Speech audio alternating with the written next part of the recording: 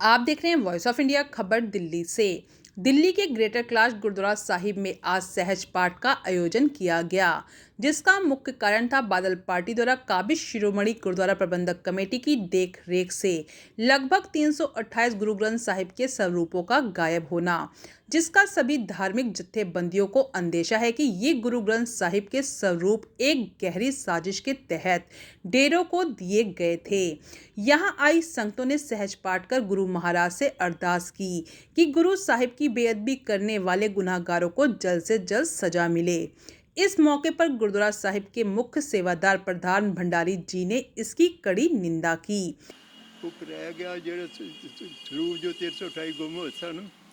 ਉਹਦੇ ਪ੍ਰੋਟੈਸਟ ਸੰਗਤਾਂ ਗਈਆਂ ਸਨ ਗੁਰਦੁਆਰਾ ਪ੍ਰਬੰਧਕ ਕਮੇਟੀ ਦੇ ਉੱਥੇ ਅੰਮ੍ਰਿਤਸਰ, ਲੇਕਿਨ ਉਹਨਾਂ ਨੂੰ ਕੋਈ ਉਲਟਾ ਉਹਨਾਂ ਨਾਲ ਮਾਰਪੀਟ ਕੀਤੀ ਗਈ। ਉਹਨਾਂ ਮਾਰਪੀਟ ਕੀਤੀ ਗਈ। ਦਿੱਲੀ ਦੀਆਂ ਸੰਗਤਾਂ ਨੇ ਫੈਸਲਾ ਕੀਤਾ ਕਿ ਅਸੀਂ ਇਹਦੇ ਮੁਤਾਬਕ ਅਸੀਂ ਪ੍ਰੋਟੈਸਟ ਕਰਾਂਗੇ ਅਤੇ ਸੰਗਤਾਂ ਨੂੰ ਬੇਨਤੀ ਕੀਤੀ ਗਈ ਕਿ ਹਰ ਘਰ ਦੇ ਵਿੱਚ ਸਹਿਜ ਪਾਠ ਰੱਖੋ। ਜਿਹੜਾ ਗੁਰਦੁਆਰਾ ਗ੍ਰੇਟਰ ਕੈਲਾਸ਼ ਬੰਦ ਦੇ ਵਿੱਚ ਗੁਰਦੁਆਰਾ ਪਹਾੜੀਵਾਲ ਗ੍ਰੇਟਰ ਕੈਲਾਸ਼ ਬੰਦ ਦੇ ਵਿੱਚ ਇਸ ਸਮਾਗਮ ਦੀ ਇੰਤਜ਼ਾਮ ਕੀਤਾ ਗਿਆ। ਉਸੇ ਤਰ੍ਹਾਂ ਫੈਸਲਾ ਹੋਇਆ ਕਿ ਸਾਰੀਆਂ ਸੰਗਤਾਂ ਸਹਿਜ ਪਾਠ ਕਰਕੇ ਜਿਹੜਾ 8 ਨਵੰਬਰ ਤੱਕ ਸੰਗਤਾਂ ਕਰਕੇ ਸਹਿਜ ਪਾਠ ਕਰਕੇ ਗੁਰਦੁਆਰਾ ਦੇ ਵਿੱਚ ਆ ਕੇ ਅਤੇ ਅਰਦਾਸ ਕਰਨਗੀਆਂ ਕਿ ਸੱਚੇ ਪਾਤਸ਼ਾਹ ਜਿਹੜਾ ਸਾਡੇ ਭੁੱਲ ਕੀਤੀ ਹੈ ਉਹਨਾਂ ਨੂੰ ਬਖਸ਼ਿਆ ਜਾਏ। ਅੱਜ ਉਹਦੇ ਮੁਤਾਬਕ ਇਹ ਪ੍ਰੋਗਰਾਮ ਹੋਇਆ ਹੈ ਅਤੇ ਜਿਹਦੇ 'ਚ ਅਰਦਾਸ ਸਾਡੇ ਕੋਆਰਡੀਨੇਟਰ ਮਨਜੀਤ ਸਿੰਘ ਜੀਕੇ ਨੇ, ਉਹਨਾਂ ਦੇ ਸਹਿਯੋਗ ਨਾਲ ਔਰ ਸਾਰੀਆਂ ਸੰਗਤਾਂ ਦੇ ਸਹਿਯੋਗ ਨਾਲ ਇਹ प्रोग्राम आज संपन्न हुआ है। इस मौके पर जागो पार्टी के प्रधान मनजीत सिंह जीके ने भी संगतों को संबोधित किया। आइए सुनते हैं। ਧੰਨ ਧੰਨ ਗੁਰੂ ਗ੍ਰੰਥ ਸਾਹਿਬ ਜੀ ਦੀ ਗੋਦ 'ਚ ਬੈਠੀ ਸਮੂਹ ਸਾਧ ਸੰਗਤ ਫਤਿਹ ਦੀ ਸਾਂਝ ਕਰੀਏ। ਵਾਹਿਗੁਰੂ ਜੀ ਕਾ ਖਾਲਸਾ, ਵਾਹਿਗੁਰੂ ਜੀ ਕੀ ਫਤਿਹ। ਅੱਜ ਸਿੰਘ ਸਭਾ ਗ੍ਰੇਟਰ ਕੈਲਾਸ਼ ਪਾਰਟ 1 ਪਹਾੜੀ ਵਾਲਾ, मैं समझदा कि गुरु की बहुत बख्शिश है। इत्थों की सारी कमेटी ते प्रधान साहब सार स्वरण सिंह जी भंडारी, जनरल सकत्तर साहब और साडे सरप्रस्त सार बलबीर सिंह जी कोहली, जनरल सकत्तर साहब नूं कोविड होया नहीं आ सकते। प्रधान साहब की भी उम्र 92 साल हो गई तो आना उन्हां वास्ते इत्थे औखा है। लेकिन सब तो वड्डी गल कि गुरुद्वारा कमेटी ग्रेटर कैलाश प्रधान साहब ने भंडारी साहब ने आख्या कि ये रोस जिहड़ा है, दर्द जिहड़ा है लोकां दे मनां दे विच है। और ग्रेटर कैलाश सिंह सभा जदों कॉल दित्ती गई कौर ब्रिगेड जिहड़ी जागो पार्टी दी उन्हां दी बीबियां वल्लों कि जे उत्थे कोई हिसाब पुछण जा रहा है, जे पुछण जा रहा है कि स्वरूप कित्थे ने, तो उन्हां नूं डांगा मारियां गईयां, उन्हां नूं लाठियां मारियां गईयां। गुरु दे हजूरी दे विच, गुरु कंपलैक्स दे विच, गुरु हजूरी जदों मैं कह रहा दरबार साहब कंपलैक्स दे विच दिल्ली गुरुद्वारा कमेटी नूं भी चिट्ठियां लिखियां गईयां कि बंगला साहब या रकाबगंज साहब लखी शाह बंजारा हॉल दे विच भोग पाना चाहते हैं, लेकिन कोई थां नहीं दी गई। मैं समझदा कि इस कमेटी ने फैसला लिया कि गुरु का काम है, कोई सियासत नहीं, लोगों के मनां च रोस है।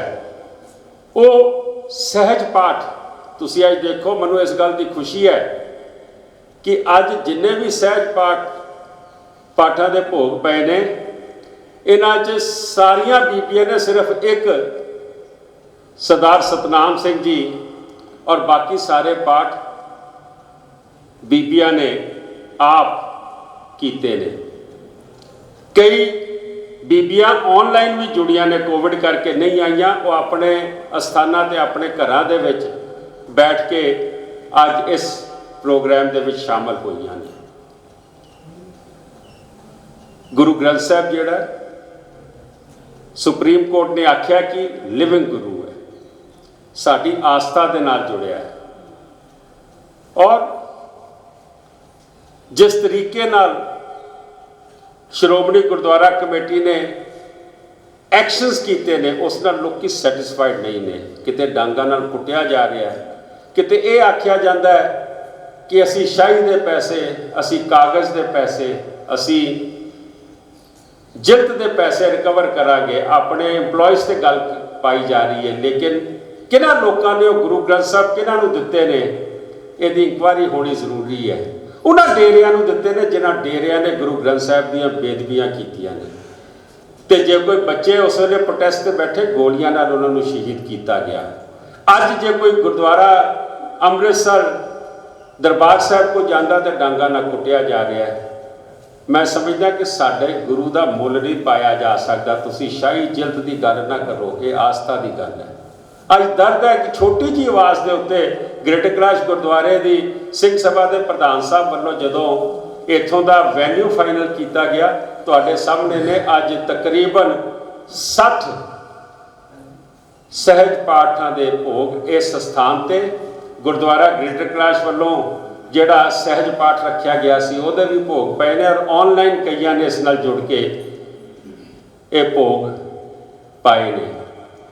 ਅਗਲਾ ਪੜਾਅ, ਕਿਉਂਕਿ 328 ਅਖੰਡ ਪਾਠ ਸਾਹਿਬ ਦੀ ਕਈ ਜੀਆਂ ਨੇ ਸ਼ੁਰੂ ਕੀਤੇ ਹੋਏ ਨੇ, ਹਲੇ ਉਹਨਾਂ ਦੇ ਪਾਠ ਕੰਪਲੀਟ ਨਹੀਂ ਹੋਏ।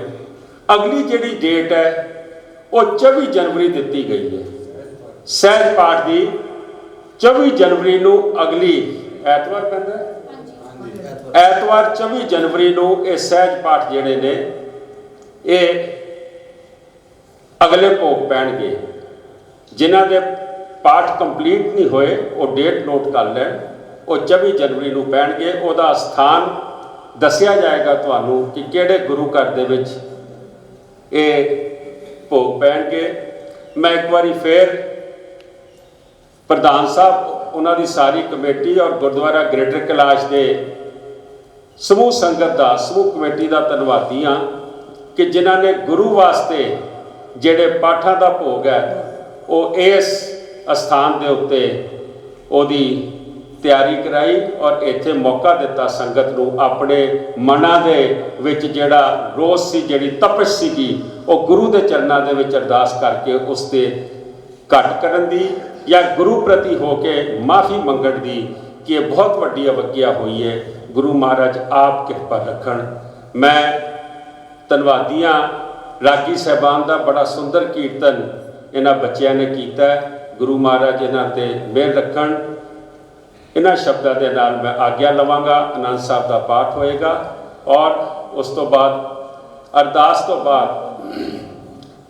ਗੁਰੂ ਰੂਪ ਪਿਆਰੀ ਸਾਧ ਸੰਗਤ ਜੀ, ਫਤਿਹ ਬੁਲਾਉਣ ਲੱਗੀ ਹਾਂ ਔਰ ਉਮੀਦ ਕਰਦੀ ਹਾਂ ਕਿਉਂਕਿ ਅਸੀਂ ਇੱਥੇ ਸਾਰੇ ਇਕੱਠੇ ਹੋਏ ਹਾਂ 328 ਸਰੂਪ ਜੋ ਗਾਇਬ ਹਨ ਉਹਨਾਂ ਦੇ ਪਛਤਾਵਾ ਬਾਝੋਂ, ਤੇ ਉਮੀਦ ਕਰਦੀ ਹਾਂ ਕਿ ਫਤਿਹ ਦਾ ਜਵਾਬ ਫਤਿਹ ਵਿੱਚ ਆਏਗਾ। ਵਾਹਿਗੁਰੂ ਜੀ ਕਾ ਖਾਲਸਾ, ਵਾਹਿਗੁਰੂ ਜੀ ਕੀ ਫਤਿਹ।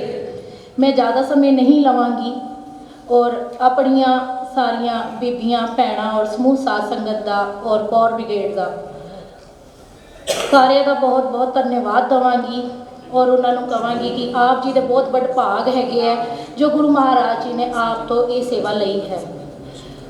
ਅਤੇ ਇਹਦੇ ਨਾਲ ਸਿਰਫ ਇੱਕੋ ਹੀ ਗੱਲ ਕਹਿਣਾ ਚਾਹਾਂਗੀ, ਜੋ ਕਿ ਸਾਡੇ ਗੁਰੂ ਮਹਾਰਾਜ ਦੀ ਬੇਦਬੀਆਂ ਹੋ ਰਹੀਆਂ ਹਨ, ਜੋ ਸਾਡੇ ਆਗੂ ਬੈਠੇ ਹਨ, ਜਾਂ ਸਿੱਧੇ ਲਫ਼ਜ਼ਾਂ ਵਿੱਚ ਕਹਾਂ ਕਿ ਕਿਹਾ ਜਾਂਦਾ ਹੈ, ਕਿਉਂਕਿ ਮੈਂ ਸੁਣਿਆ ਹੈ ਬਾਦਲ ਪਰਿਵਾਰ, ਸਾਰੇ ਬਾਦਲ ਪਰਿਵਾਰ ਕਹਿੰਦੇ ਹਨ, ਤੇ ਮੈਂ ਅਕਾਲ ਤਖਤ ਸਾਹਿਬ ਦੇ ਯਾਨੀ ਹਰਪ੍ਰੀਤ ਸਿੰਘ ਜੀ ਅੱਗੋਂ ਬੇਨਤੀ ਕਰਦੀ ਹਾਂ, ਆਪ ਸਭ ਭੈਣਾਂ, ਦਿੱਲੀ ਦੀ ਉਹ ਸਾਰੀ ਸਮੂਹ ਸੰਗਤ ਜਿਨ੍ਹਾਂ ਦੇ ਦਿਲ ਬਲੂੰਗੇ ਗਏ ਹਨ ਇਨ ਘਟਨਾਵਾਂ ਤੋਂ, ਜੋ ਕਿ ਗੁਰੂ ਗ੍ਰੰਥ ਸਾਹਿਬ ਜੀ ਦੀ ਬੇਦਬੀ ਦੇ ਨਾਲ ਉਹਨਾਂ ਦੇ ਪਿਆਰਿਆਂ ਦੀ ਵੀ ਬੇਦਬੀਆਂ ਹੋ ਰਹੀਆਂ ਹਨ, ਉਹਨਾਂ ਤੇ ਵੀ ਅਤਿਆਚਾਰ ਹੋ ਰਿਹਾ ਹੈ।